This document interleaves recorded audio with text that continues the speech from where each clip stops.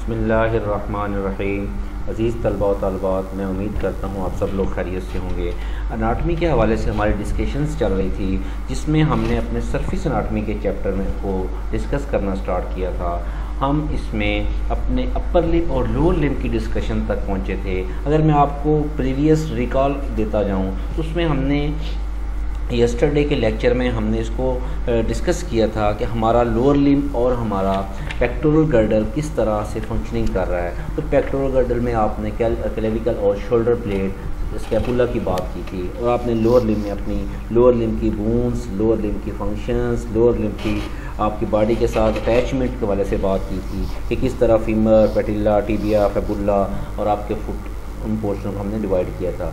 इसी तरह lower limb की कंटिन्यूशन में हमने लोअर लिम का एक हमारा इसमें पेल्विक गर्डल जो एक हमारा लोअर लिम का पोर्शन है उसकी डिस्कशन में हम अगर बात करें तो हमारे पास लोअर लिम की पेल्विक गर्डल में जिस तरह आपने अपर लिम की बात की थी कि अपर लिम में हमारे पास पेक्टोरल गर्डल है, तो लोअर लिम में हमारे पास पेल्विक गर्डल है।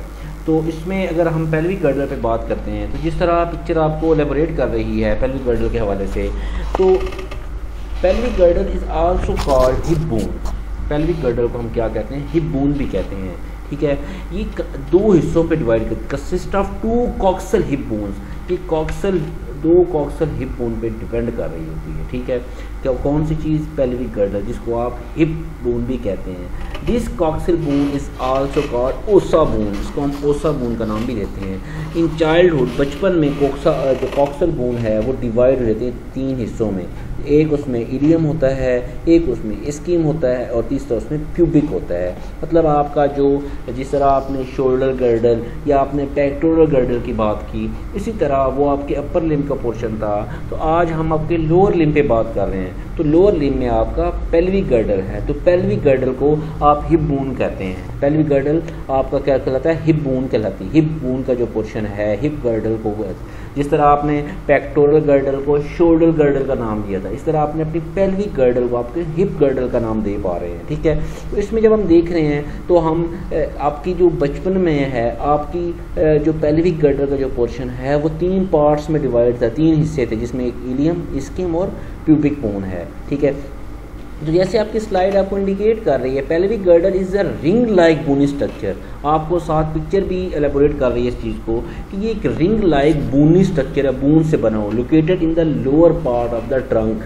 आपको इसकी अच्छी सी अंडरस्टैंडिंग है कि ट्रंक आपकी जो पार्ट है आपके इसमें, तो ये मेन पार्ट आपकी बॉडी का, ठीक है, जिसमें हेड एंड नेक और लिम्स अटैच हैं, head, neck and limbs attach हैं। तो ये आपका मेन बोनी पार्ट है। तो ये इसकी वजह से आपका ये जो आपका लोअर लिम है उसमें जो आपकी पेल्विक गर्डल है, तो इसकी लोकेशन के हवाले से आपको ये क्लैरिटी आ रही है आपके लिटरेचर के हवाले से। ये it connects the axial skeleton to the lower limb. ये कनेक्ट करता है आपके एक्सियल स्केलेटन को किसके साथ? लोअर लिम के साथ, लोअर लिम के साथ अटैच करता है। In this article we shall look at the anatomy of the pelvic girdle. हम पेल्विक गर्डल की अनाटमी के बारे में डिस्कस करेंगे। तो जिस तरह पिक्चर आपको एलेबोरेट कर रही है, रेड कलर में आप देख रहे हैं हिप बोन है, तो आप दरमियान में येलो कलर स्कीम में आप देख रहे हैं किस तरह सैक्रम आपका देखा जा रहा है, और थर्ड वन आपका ब्लू कॉक्सिक किस तरह आप इसको एलेबोरेट कर पा रहे हैं। तो अगर आप मतलब प्रीवियसली थोड़ा सा इसको आप टच देते जाएं, तो आपने कॉक्सिक रीजन की बात की थी अपने वर्टिबल कॉलम में।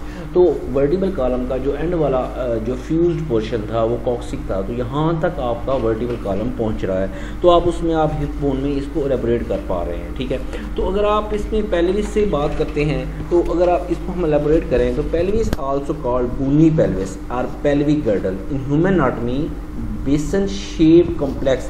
घर में आप देखें ना बेसन है तो उसी शेप का होता है जिसमें हमारा ये हिप्स हैं। तो बेसन shape complex of the bones that connects the trunk and the legs, supports and balancing the trunk and contain and support the intestine, the urinary bladder and the internal sex organ। हमारे जो sex organ है internally वो आपके urinary bladder, आपके intestines ये contain करता है और उनको सपोर्ट प्रोवाइड करता है। कौन? आपका पेल्विक गर्डल।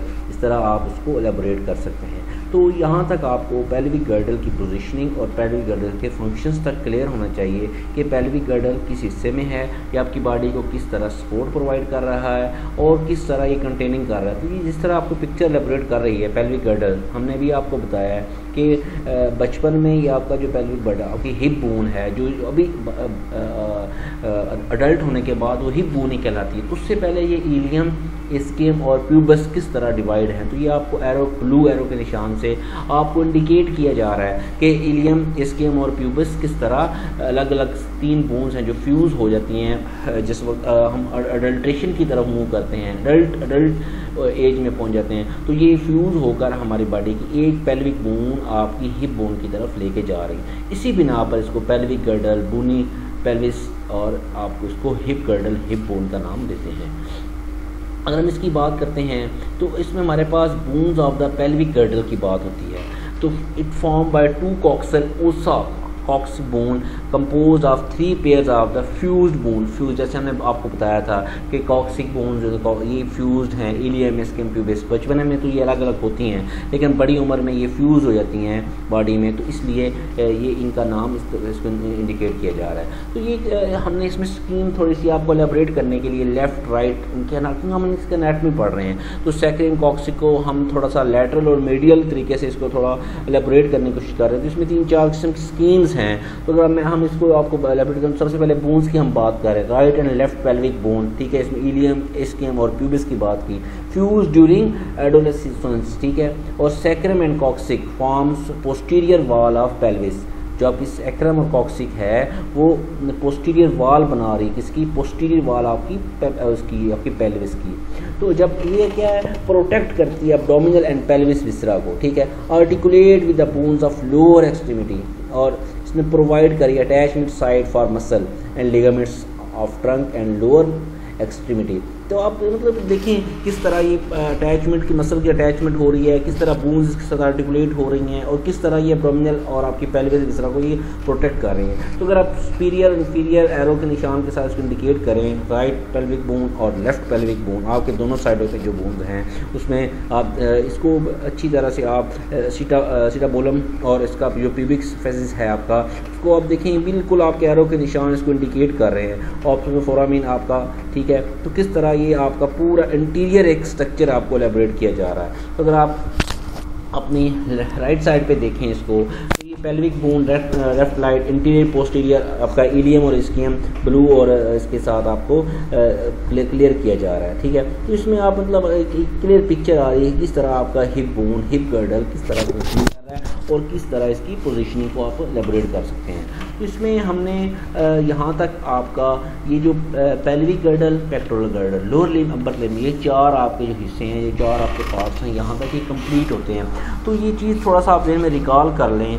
जिस तरह आपका शोल्डर गर्डल है इस तरह आपका, जिसको आप पेक्टोरल गर्डल कहते हैं, इस तरह आपका पेल्विक गर्डल और आपका हिप गर्डल है, ठीक है। तो ये जो आपका हिप गर्डल है, तो इसमें जो बोन्स हैं finally fuse to form a single bone, ठीक है। ये बैक साइड पे दीज जो बोन्स हैं कनेक्टेड टू द सैक्रम, ये जो दोनों बोन्स आपकी ये बैक साइड पे सैक्रम के साथ अटैच होती हैं, और फ्रंट पे ये आपकी मसल प्यूबिक मोसा के साथ अटैच होती हैं। तो जो मैन होते हैं उसमें इलियम क्रेस्ट जो है वेरी कम्पैक्ट होता है एंड डिस्टेंस में होता है, बिटवीन दम इज़ नैरो, ठीक है। जो आदमी होते हैं, जो मेल होते हैं, उसमें जो आपका इलियम है वो इनका इलियम क्रस्ट जो है वो काफ़ी कम्पैक्ट है, जो करीब करीब है, और जो दोनों के दरमियान दोनों साइड लेफ्ट एंड राइट आपकी जो प्यूबिक बोन है उनमें डिस्टेंस बहुत कम होता है, ठीक है। जबकि फीमेल में जो आपका इलियम क्रस्ट है वो डेडिकेटेड है, ठीक है, एंड डिस्टेंस जो उनमें ज़्यादा होता है। आप देखें फीमेल का हिप गर्डल वो ज़रा साइज़ में मतलब उनमें फासला ज़्यादा और वो बड़ा होता है, और जबकि मेल का जो आपका हिप गर्डल है उसकी अगर आप उस साइज़ के हवाले से देखें तो वो कम होता है, उसमें डिस्टेंस जो होता है वो कम होता है। जबकि फ़ीमेल में जो डिस्टेंस होता है आपके हिप इसमें आपकी इलियम क्रस्ट में वो ज़्यादा होता है। इसमें आप इस तरह आप इंडिकेट कर सकते हैं, इस तरह आप इसको अपने आप क्लियर कर सकते हैं कि आपका इसमें फ़ीमेल और मेल में ये जो डिफ्रेंशिएशन आ रही है। तो इसमें नेक्स्ट हम इसको स्टार्ट करते हैं थोरेसिक कैविटी को। तो यहाँ तक हमारा upper limb, lower limb, pelvic girdle और पेक्टोरल गर्डल की बात कंप्लीट हुई। तो हमने कल आपको इसमें पेल्विक और पेक्टोरल गर्डल की डिफरेंशिएशन में बात बताई थी, इसमें कोई चीज़ मेरे ख्याल कंफ्यूजन वाली रहती नहीं है। तो हम आप थोरेसिक कैविटी की बात करते हैं। थोरेसिक कैविटी क्या चीज़ है? Thoracic cavity also called chest cavity, the second largest hollow space of the body.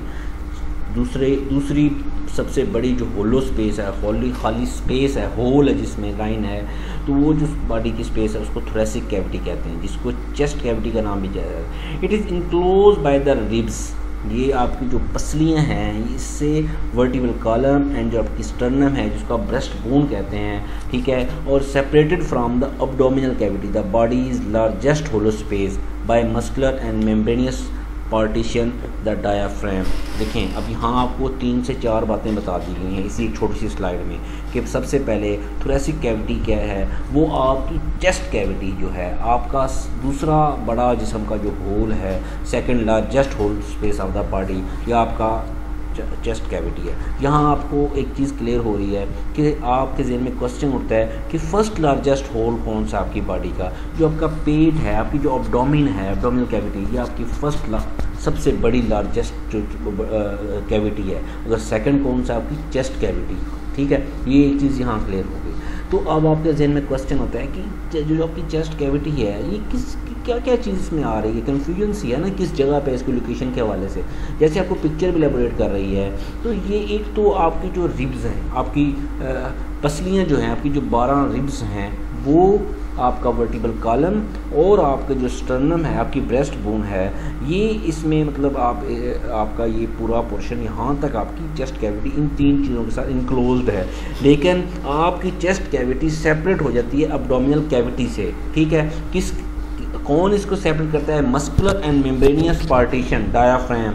Diaphragm ऐसी चीज़ है जो आपके एब्डोमिनल कैविटी को और आपके चेस्ट कैविटी को आपस में सेपरेट करती है, ठीक है। तो इसमें आप थोरेसिक कैविटी में जब हम देखते हैं तो diaphragm up sternum to vertebrae, left and right pleural cavity, ठीक है। तो टिश्यूज एंड ऑर्गन्स की जब बात करते हैं, oesophagus, bronchi, lungs, trachea, thymus gland, heart, ठीक है, ये आपकी इसमें थोरेसिक कैविटी में आ रहा है। क्योंकि थोरेसिक कैविटी जो आपकी है बेसिकली ये made up of 12 pairs of the ribs, ठीक है, और इसमें कनेक्ट हैं posteriorly with thoracic vertebrae of the spinal cord. जो स्पाइनल कॉर्ड की थोरेसिक वर्टिब्री हैं वो इसके साथ अटैच किए हुए हैं आपकी थोरेसिक कैविटी के साथ। तो इसमें अगर इंटीरियरली देखते हैं तो जो 7 पेयर हैं रिब्स के, ये आपके स्टर्नम के साथ डायरेक्टली अटैच हैं, स्टर्नम के साथ डायरेक्टली अटैच हैं, और breast bone by cartilage directly, ठीक है, स्टर्नम के साथ डायरेक्टली अटैच हैं या ब्रेस्ट बोन के साथ। तो ये देख रहे हैं आप इस पिक्चर में क्लियर आपको दिखाया जा रहा है कि किस तरह आपकी जो ब्रेस्ट फर्स्ट 12 आपकी हैं वो 7 आपकी डायरेक्टली अटैच हैं, और जो लोअर 5 रिब्स हैं वो डायरेक्टली अटैच नहीं हैं। 8, 9 और 10 जो हैं वो इनडायरेक्टली हैं, जिसमें कॉस्टल कार्टिलेज आपका ये इंडिकेट किया जा रहा है, कॉस्टल कार्टिलेज के साथ अटैच है। और जो 2 आप देख रहे हैं 11 और 12 वो आपकी हवा में है, मतलब उनकी मूवमेंट नहीं हो रही। इस तरह मतलब आपकी जो इस पिक्चर में भी आपको ये चीज़ एनाटॉमी जब इसको देख रहे हैं तो आप क्लियर कर रहे हैं कि आपका जो ब्लू शेड है, ब्लू शेड आपको क्लियर कर रहा है कि आपकी जो 7 तक की जो रिब्स हैं वो डायरेक्टली अटैच हैं स्टर्नम के साथ। जो आपकी 8, 9 और 10 है वो इनडायरेक्टली अटैच स्टर्नम के साथ, और जबकि आपकी 11 और जो 12 हैं वो फ्लोटिंग रिब्स हैं आपकी। कौन सी रिब्स हैं? फ्लोटिंग रिब्स हैं, वो डायरेक्टली अटैच नहीं है आपके स्टर्नम के साथ, वो इनडायरेक्टली अटैच हैं, ठीक है। तो इसमें अब जब इसकी थोरेसिक कैविटी पे थोड़ा सा मजीद बात करते हैं तो चेस्ट क्या है? Chest is bounded by a chest wall and below by diaphragm, ठीक है। It extend upward into the root of the neck about 1 finger breath, ठीक है, above the clavicle on each side, हर साइड पे clavicle एक side में ऊपर हो रहा है। The chest cavity can be divided into median partition called the mediastinum, ठीक है। जो आपकी चेस्ट कैविटी है डिवाइड हो जाती है इनटू मीडियन पार्टीशन, ठीक है, उसको क्या कहते हैं? उसको हम कहते हैं मेडिस्टेनियम, ठीक है। तो इसको हम अब देखते हैं क्या चीज़ होती है। And the laterally placed pleural and lungs, आपकी जो चेस्ट कैविटी है वो मेडिस्टेनियम और प्लूरल और लंग्स में डिवाइड हो रही है। तो मेडिस्टेनियम जो है it is a movable median partition of chest, movable आपकी डिवीजन है आपकी चेस्ट कैविटी की, that extends superiorly to thoracic outlet and root of the neck and inferiorly diaphragm. ये एक्सटेंड किसी interiorly to sternum and posterior to the vertebral column. ये interiorly आपकी जो आपका मेडिस्टेनियम है ये इंटीरियरली किसके साथ? स्टर्नम के साथ, जो आपकी ब्रेस्ट बोन है उसके साथ, और जो पोस्टीरियरली किस स्टैंड हो रहा है? वर्टिब्रल कॉलम के साथ, ठीक है। अभी हमने डायाफ्राम की बात की थी। Diaphragm it is a very thin muscle that separate the chest from the abdominal viscera with pleural and peritoneum. देखें डायाफ्राम के बारे में आप एक अंडरस्टैंडिंग ले लें। डायाफ्राम क्या चीज़ है? एक थिन मसल लेयर है जो सेपरेट कर रहा है किस चीज़ को, आपकी अब्डोमिनल कैविटी को और आपकी चेस्ट कैविटी को। अगर आपको देखिए क्वेश्चन आता है कि चेस्ट कैविटी और अब्डोमिनल कैविटी एक दूसरे से किस तरह सेपरेट हो रहे हैं, तो ये क्लियर आपकी पिक्चर है कि इस जो आपका डायाफ्राम है ये आपकी अब्डोमिनल कैविटी को और चेस्ट कैविटी को ये सेपरेट कर रहा है डायाफ्राम, ठीक है। तो इसके एनाटॉमी के हवाले से जैसे हम अभी बात कर रहे थे कि आपकी जो फर्स्ट 7 रिब्स हैं वो स्टर्नम के साथ डायरेक्टली अटैच हैं। जो 5 रिब्स हैं रिमेनिंग उसमें से 8, 9 और 10 जो है वो अटैच है by other costal cartilage and indirectly to the sternum. Costal cartilage के साथ जो एक मतलब कॉस्टल कार्टिलेज ये आपका स्ट्रक्चरल कंपोनेंट है, क्या है? स्ट्रक्चरल कंपोनेंट है रिब्स का। ये फ्लेक्सिबल कनेक्टिव टिश्यूज का फ्लेक्सिबल होता है कॉस्टल कार्टिलेज आपका, और ये सेगमेंट है आपका कार्टिलेज का जो कन्वर्ट करता है स्टर्नम को रिब्स के साथ, कनेक्ट करता है आपके स्टर्नम को किसके साथ? आपकी रिब्स के साथ, और हेल्प करता है एक्सटेंड करने के रिब्स को इनटू द फॉर्म मोशन में, ठीक है। तो आप इसमें देख रहे हैं कि आप किस तरह ये आपकी 8, 9 और 10 आपकी कॉस्टल कार्टिलेज के साथ अटैच हैं, और आपकी जो फर्स्ट 7 हैं वो डायरेक्टली अटैच हैं आपकी स्टर्नम के साथ। और आप देख रहे हैं ये दो एरो का निशान भी 12 के साथ और 11 के साथ आ रहा है। ये आपकी मतलब 11 और 12 आपकी फ्लोटिंग रिब्स है, इनको फ्लोटिंग रिब्स भी कहते हैं। 11 and 12 are known as floating ribs. ना ये अटैच नहीं है डायरेक्टली स्टर्नम के साथ, ये अटैच नहीं, ये ऐसे ही हैं। ये अप एंड डाउन जो इंटीरियर चेस्ट है अलाउंग करती हैं चेस्ट एक्सपेंशन के लिए। जो आपकी ये हैं 11 एंड 12 ये मूव करती हैं अप एंड डाउन को, अप एंड डाउन मूव करती हैं आपकी चेस्ट को, इंटीरियर चेस्ट को, ठीक है, और अलाउ करती हैं फॉर एक्सपेंड। हम देखा आपकी चेस्ट फुल एक्सपेंड करती है, तो ये आपकी फ्लोटिंग रिब्स हैं, इनकी वजह से आपकी चेस्ट फुली एक्सपेंड कर रही होती है। तो अभी हम चेस्ट कैविटी पे जब हम बात कर रहे हैं तो आपकी चेस्ट कैविटी क्या है? ये बाउंड है by the chest wall and below by the diaphragm. आपकी जो चेस्ट कैविटी है ये बाउंड है डायाफ्राम के साथ, और बिलो क्या है? डायाफ्राम। इसमें बाउंड किसके साथ है? चेस्ट वॉल के साथ। ये एक्सटेंड करती है upward into the root of the neck की रूट की अपवर्ड करती है, और अबाउट 1 फिंगर ब्रेथ, ठीक है। Above the clavicle on each side the diaphragm separate the chest from the abdominal viscera. The chest cavity can be divided into median partition called the mediastinum और laterally placed plural lungs में। देखें आप प्लूरली lungs में और मीडियस्टेनियम में 3 हिस्सों में अपनी चेस्ट कैविटी को डिवाइड कर रहे हैं। मीडियस्टेनियम के बारे में भी हमने इसमें देखा है। मीडियस्टेनियम क्या है? Movable median partition of chest cavity है। ये एक्सटेंड करता है स्पेरली टू थोरैसिक आउटलेट में, रूट ऑफ द नेक की तरफ, इन्फीरियरली किसकी तरफ? डायाफ्राम की तरफ।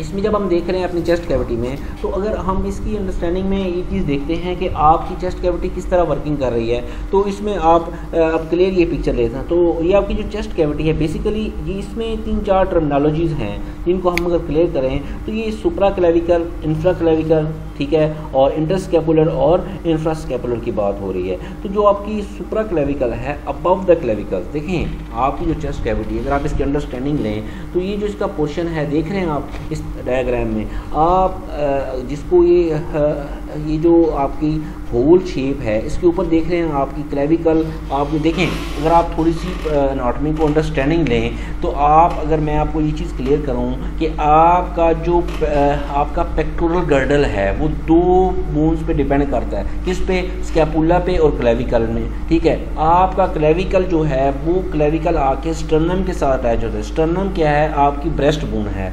तो आपका जो क्लेविकल आपके स्टर्नम के साथ अटैच हो रहा है वो क्या? वो आप देखें अब यहाँ से आपका पेल्विक पेक्टोरल गर्डल और आपका चेस्ट कैविटी जो है वो अटैच हो रही है आपस में। तो सुप्रा क्लेविकुलर जो टर्मिनोलॉजी है वो अबव द क्लेविकल के लिए इस्तेमाल की गई है। जो टर्मिनोलॉजी होती हैं location of the chest physical examination में, अगर आप किसी चेस्ट को फिजिकली एग्जामिन कर रहे हैं तो उसमें आप इसको इस तरह इंडिकेट कर सकते हैं कि सुप्रा क्लेविकल, उसमें 3-4 टर्मिनोलॉजी जो इस्तेमाल होती है। सबसे सुप्रा क्लेविकल, तो सुप्रा क्लेविकल में अबव द क्लेविकल, ठीक है, और इंफ्रा क्लेविकल में बिलो द क्लेविकल। अगर आपका ये जो क्लेविकल है जो आपका ये आपका रॉड शेप बोन है, रॉड शेप बोन होती है, तो अगर इससे अबव है तो उसको सुप्रा क्लेविकुलर कहते हैं, अगर उससे बिलो है तो उसको इंफ्रा क्लेविकुलर कहते हैं। इस तरह आपकी एक और 2 टर्मिनोलॉजीज हैं स्कैपुलर के हवाले से, इंटरस्कैपुलर और बिलो इंफ्रास्कैपुलर। तो इंटरस्कैपुलर जो है ये बिटवीन द स्कैपुला, किसके बिटवीन द स्कैपुला, और जो आपका इंफ्रास्कैपुलर है वो बिलो द स्कैपुला है, वो किसके है बिलो द स्कैपुला है। तो इस तरह ये आपकी चेस्ट कैविटी रीजन्स में डिवाइड हो रही है, ठीक है। तो अगर हम इसको आपके चेस्ट कैविटी को रीजन्स में डिवाइड करते हैं तो ये आपका इसमें हम इसको 3 हिस्सों में डिवाइड कर रहे हैं। तो ये हम इसमें अपने नेक्स्ट लेक्चर में इसको इसकी अंडरस्टैंडिंग आपको कम्प्लीटली देंगे कि किस तरह आपकी चेस्ट जो है वो रीजन में डिवाइड हो रही है। तो बेसिकली मैं अगर आपको नेक्स्ट की अंडरस्टैंडिंग के लिए आपको जस्ट बता दूं तो हम इसको supra sternal region, upper sternal region और लोअर स्टर्नल रीजन 3 रीजन में डिवाइड करेंगे, ठीक है। Interiorly 1 chest 3 there are 4 region. Supra clavicular जो मैं अभी बता रहा था कि आपकी जो चेस्ट है वो 4 हिस्सों में डिवाइड हो रही है। सुप्रा क्लेविकुलर कौन सा रीजन है जो भी मैं बता रहा था, above the clavicular. Infra clavicular कौन सा है, below the clavicle, down to the upper edge of the third rib. जो आपकी तीसरी आपकी थर्ड आपकी रिब है, पसली है, उसके तीसरा जो अपर थर्ड है उसको तक जो आपका पोर्शन आ रहा है वो इंफ्रा क्लेविकुलर है। आपको इसमें सिर्फ जस्ट अंडरस्टैंडिंग के लिए है, कल के लेक्चर में मैं इसकी आपकी डायग्रामेटिकली आपको उसकी स्लाइड भी ऐड कर दूँ, सिर्फ आपके अंडरस्टैंडिंग ताकि चेस्ट कैविटी के साथ आपकी ये भी अंडरस्टैंड ताकि आप इस पूरे को देखें, हम दोबारा इसमें एडिशन करेंगे, ठीक है। तो इसमें इसका मेमोरी रीजन आ रहा है। तो मेमोरी रीजन में मेमोरी रीजन जो आ रहा है इसका ये अपर एज जो है ना थर्ड का, अपर थर्ड से आपका जो अपर मार्जिन 6 का आ रहा है वहाँ तक का जो आपका रीजन उसको मेमोरी रीजन कहते हैं। और इंफ्रा मेमोरी रीजन में आपका ये आपके अपर मार्जिन 6 से आपका नेक्स्ट आपकी ये जो जा रहा है lower margin of the thorax पे, तो वहाँ तक ये आपकी चेस्ट कैविटी डिवाइड हो रही है। चेस्ट कैविटी के आपके रीजन्स हैं। तो यहाँ तक कि आप अगर अंडरस्टैंडिंग लेने की कोशिश करें तो हमने आपकी चेस्ट कैविटी को, थोरैसिक कैविटी को बेसिकली हमने उसकी अगर हम आपको कंक्लूजन बताएं तो हमने उसको डिवाइड किया है, उसमें हमने उसके रीजन्स आपको बताए हैं। तो आपकी जो थोरैसिक कैविटी है बेसिकली वो एक उसमें एक कवर है, उसमें एक वॉल आ रही है आपकी थोरैसिक कैविटी में, एक वॉल है, ठीक है। उसके लिए उसको थोरैसिक वॉल कहते हैं, ठीक है। आपकी चेस्ट कैविटी को आपके एब्डोमेन से जो चीज़ सेपरेट कर रही है, जो थिन लेयर सेपरेट कर रही है, उसको आप नाम देते हैं डायाफ्राम का। डायाफ्राम एक ऐसी चीज़ है जो आपकी चेस्ट कैविटी को आपकी एब्डोमिनल कैविटी से सेपरेट कर देती है। यहाँ तक आपको 2 चीज़ें क्लियर हो गई। अच्छा, उसके बाद आपके जहन में क्वेश्चन उठता है कि आपकी चेस्ट कैविटी कहाँ से शुरू हो रही है, कहाँ पे ख़त्म हो रही है। तो उसमें आप देख सकते हैं कि आपकी चेस्ट कैविटी में आपका वर्टिकल कॉलम इन्वॉल्व हो रहा है।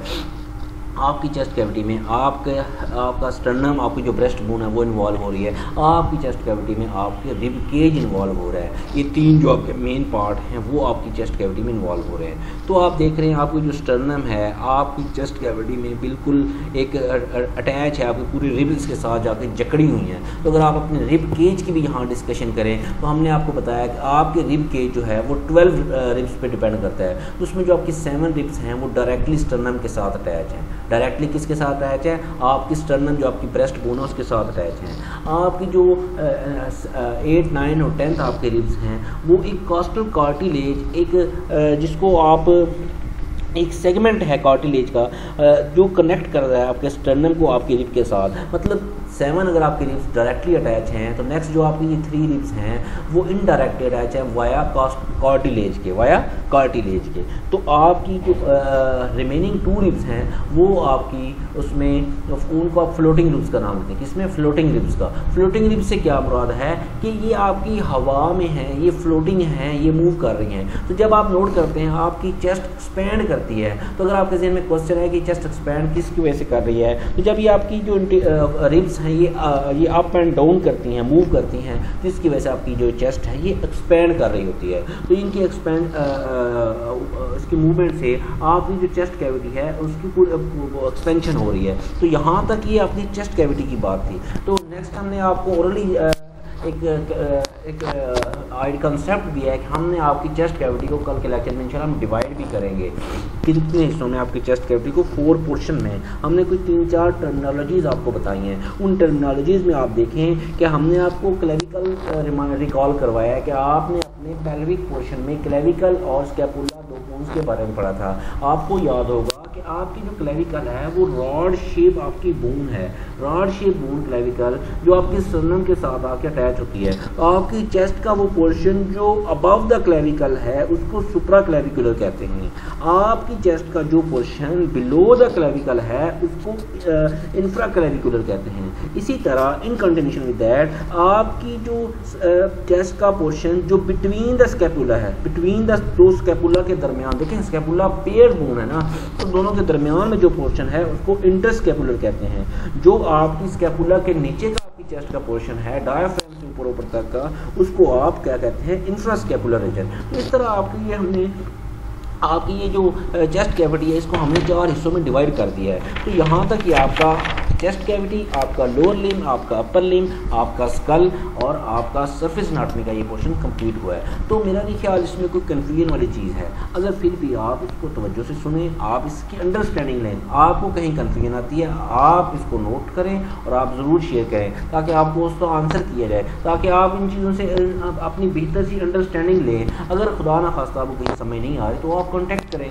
ठीक है, जिससे आपका फीडबैक भी मिलेगा और इससे मेन चीज़ आप इससे बेनिफिशियरी बनेंगे। तो मैं उम्मीद करूँगा आपसे कि आप इसको तवज्जो से, गौर से इस एफर्ट को अटेंड करेंगे और इस अपना फीडबैक, अपना रिस्पॉन्स, अपनी गेनिंग हासिल करेंगे ताकि आपको एग्ज़ाम में इन चीज़ों का आप एक चीज़ क्लियर करें, हम जो पोर्शन पढ़ रहे हैं हम ये दूसरी से तीसरी दफ़ा इसको रिवाइज़ कर रहे हैं, ठीक है।